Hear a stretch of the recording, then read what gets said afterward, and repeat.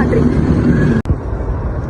Perang Padri adalah perang yang berlangsung di Sumatera Barat dan sekitarnya, terutama di Kerajaan Pagaruyung pada tahun 1803 sampai 1838. Perang ini disebabkan karena adanya pertentangan masalah agama sebelum berubah menjadi peperangan melawan penjajah. Perang Padri dimulai dengan munculnya sekelompok ulama yang dijuluki sebagai kaum Padri dan kaum adat. Kaum Padri menentang kebiasaan-kebiasaan yang marak dilakukan oleh kaum adat, salah satunya seperti berjudi, penyambungan ayam, dan mabuk-mabukan. Nasihat dari kaum Padri ditolak mentah-mentah oleh kaum adat, sehingga memicu kemarahan dari kaum Padri, dan terjadilah peperangan yang melibatkan sesama Minang dan Mandailing.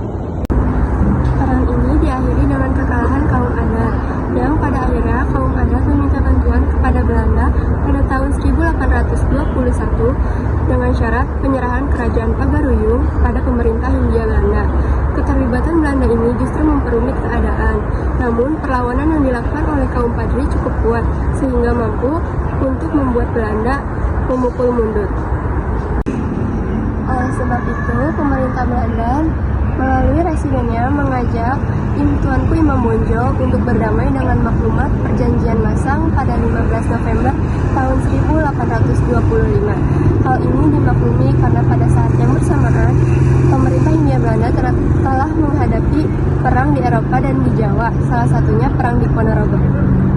Setelah tahun 1830, Belanda mengobarkan perang antara kaum adat untuk melawan kaum Padri. Dalam hal ini, Belanda membantu kaum adat. Namun, setelah kaum adat sadar akan bahaya Belanda, ia bergabung dengan kaum Padri untuk melawan Belanda pada tahun 1832. Belanda di bawah Van den Bosch menggunakan sistem benteng stelsel dan dikirimlah bantuan di bawah pimpinan Sentot Ali Basya Prawirodirjo yang kemudian memihak kepada kaum Padri. Sentot pun akhirnya dibuang ke Cianjur.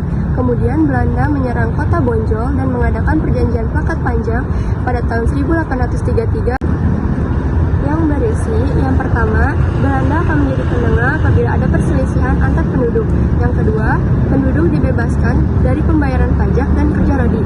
Yang ketiga, penduduk boleh mengatur pemerintahannya sendiri. Dan yang terakhir, perdagangan dilakukan hanya dengan Belanda. Dengan siasat benteng stelsel, Belanda mengepung Benteng Bonjol pada tanggal 25 Oktober tahun 1837. Sehingga Imam Bonjol tertangkap dan dibuang ke Cianjur. Pada tahun 1864, Imam Bonjol wafat di Manado.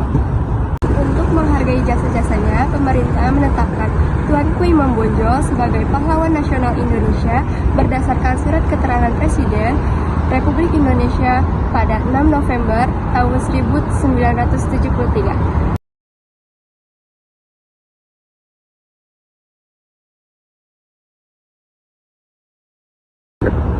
Sekian dari saya, kurang lebihnya mohon maaf. Wassalamualaikum warahmatullahi wabarakatuh.